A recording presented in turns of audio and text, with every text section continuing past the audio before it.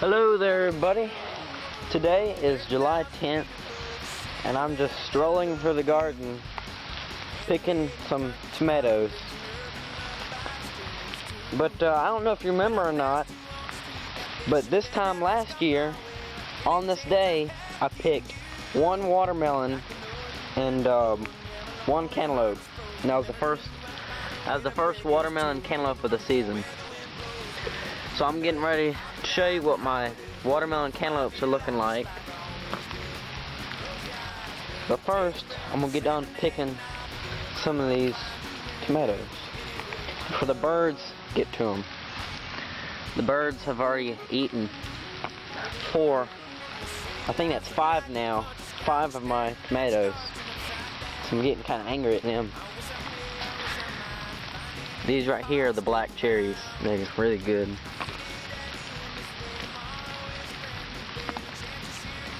You know, I like to leave the tomatoes on the vine as long as possible, because the longer you leave them on, the better it will taste. And actually, when you pick them, you want to leave their little green hat on, and the green hat will help make them taste better, I guess. Oops, almost missed some. But yeah, it's raining today. Oh, almost forgot to tell you, I planted some squash and zucchini and some beans today. So I'll show you those too.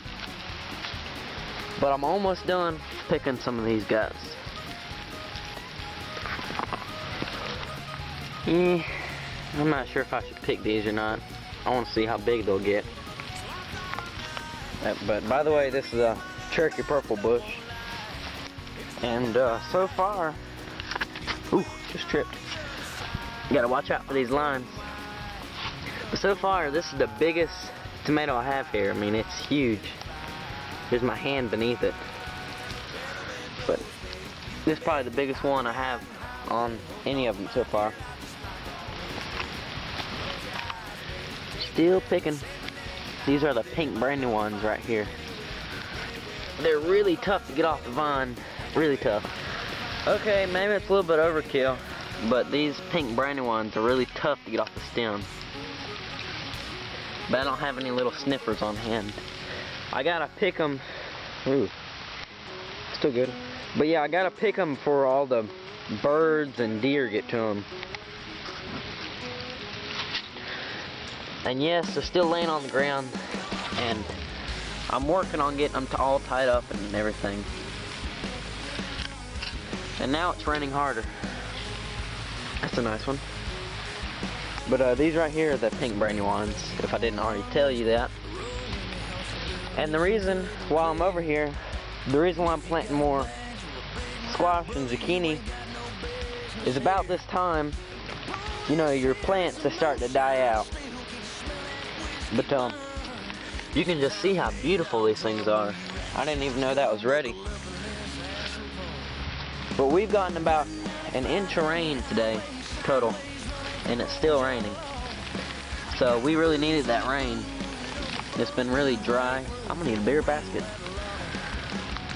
That's probably an 8-incher. Move all the tomatoes over here. Fit in there. There. I think that's good. Anyway, I'll come back when I'm done. I'd say that's an alright harvest for today. But finally, before I get to the cantaloupes and watermelons, I wanted to show you my zucchini and squash area. So right in here are the zucchini plants. There's 9 zucchini plants that I planted here. I only put one right there because the weeds and the discs, they didn't really get this, and so it's kind of like a little triangle. So I just put one there, but it goes 1, and like it's supposed to be 2, 2, 2, 2, and they're spaced 3 feet apart, which I found out is a perfect spacing. Then this area in here is my beans. There's only, I think, 14 no, 13 bean seeds. So I didn't really get much of a harvest off the beans, so this patch right here is going to be all for seeds. And hopefully I'll get enough to do the 55-foot row, maybe 2 55-foot rows. And then in here, this is open space up until here. And I'm thinking I might plant radishes or some type of, you know, colder weather crop or something. But in here, there's 2, 2, 2, 2, 2. This is my yellow squash. So hopefully they'll come up. But I just planted all this today. And I found a few more potatoes when I went over this with the discs. But unfortunately, they kind of ended up as mashed potatoes. So it might grow, it might not. We'll see. So this is what my watermelon and cantaloupe row is looking like. And I'm not sure why I haven't harvested any yet. I guess I just planted later. They're all the same varieties. You know, this is Crimson Sweet, and that's Hale's Best, or you can call that Haley's Best, as I do. But I do have several watermelons on it.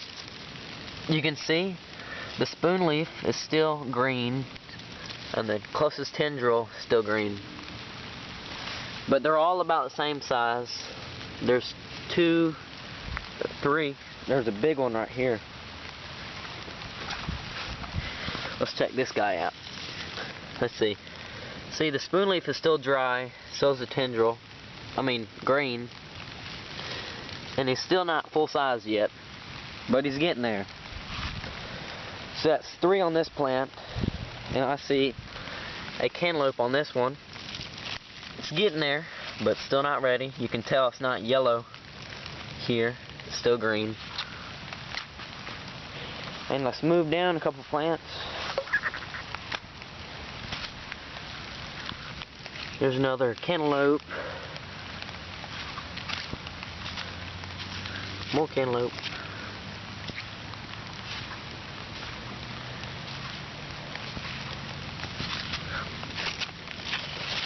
Let's see.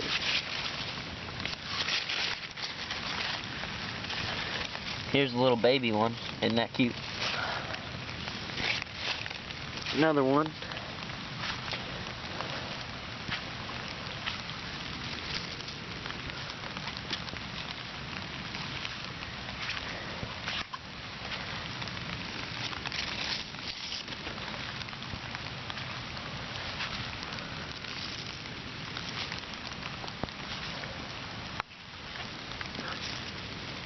And there's a double cluster.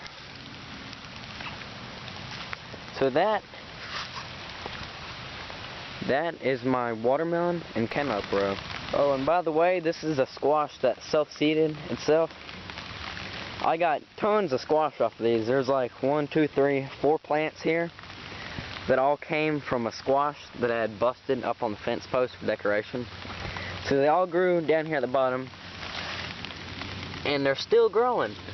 Look at that. I'm surprised. And anyway, I've gotten a whole bunch of squash off of them, and I'm letting them go to seed. And this is a crookneck. There's 2 big crooknecks on here. But I'm hoping this bush will go ahead and finish up. That way I can have pure seed. And what I might end up doing is putting baggies on the flowers on my heirloom varieties. That way there's no cross-pollination going on. And this right here, this is one of my cosmic purple carrots. They're flowering. But I got 3 more seed packets of these cosmic purple, so I don't need to save the seeds. But I'm gonna leave it go with what's on. What I'm kind of confused about is that I heard they're supposed to go for 2 seasons. You know, it's just to grow 1 whole season, then the next spring there's just a flower or something. But these are all doing that in the same year. But I've already pulled up like most all of the carrots. It's getting ready. Now I wanted to show you this really awesome plant.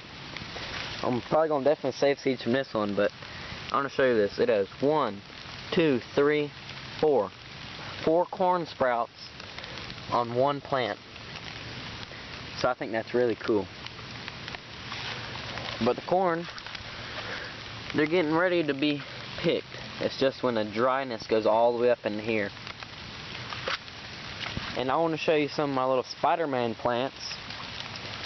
I'm not sure if all corn does this, but you know, I healed them and brought dirt up on their stem, and you can see the original stem. And now what they've done is they've shot out what I call little Spider-Man roots, and they're just really cool.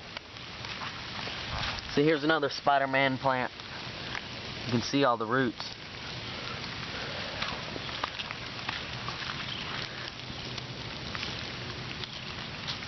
And this corn right here, it has a double on it again. A lot of them have doubles. I'm not sure why. I'm just walking in the rain in the garden. Oh, and by the way, this is my okra patch. I really need to thin it out, but what I'm afraid of doing is that when I thin it out, the deer will eat it down like this. And then it won't have any okra. But here is my pumpkin patch. Now this exact day last year is when I had a ripe pumpkin. This year I'm going with, it's called Triple Treat. But I've grown it for 2 years now. And I just have rows going down. And so yeah, they just now come up. And they're just all through this area. And a lot of them had the first little leaf coming on. And so they're doing really good. So this is my pumpkins this time of year. So I just want to make this video to show you the comparison, because this time last year I was already harvesting 1 watermelon and 1 cantaloupe and 1 pumpkin. So now this year I just now planted pumpkins not too long ago, and the cantaloupes and watermelon, they're still getting there. Probably another couple weeks, the end of July maybe. So that's the difference. Now this isn't a whole garden update. I just wanted to show some key things just to show you. So thanks for watching. And it's still raining out here. And if you can tell or not, this grass, it really isn't grass in places. It's just nothing. What's funny is, I don't know if you can see it or not on camera, but you can see the rows that the lawnmower does. Because everywhere the tire was, it's killed the grass, and so it's little brown stripes through the whole field. So hopefully this rain will help green everything up. You can already see everything starting to come back to life here. And we definitely needed the rain. But yeah, you can see how patchy and bald the grass is. That's from extreme heat and extreme drought. Because all it's been always over 100 degrees every day here, and this is the first day it's actually been cool and rainy. So once again, thanks for watching, and tune in next time.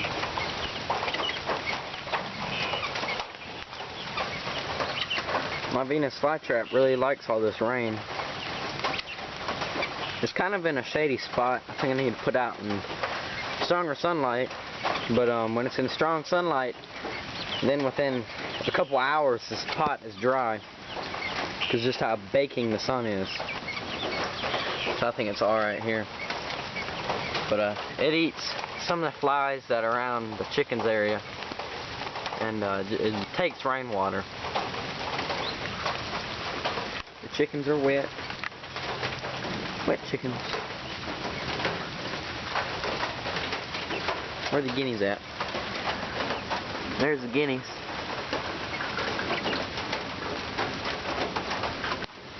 Okay, well, I don't know if you can see this or not, but that is a rainbow, and I think that is really cool.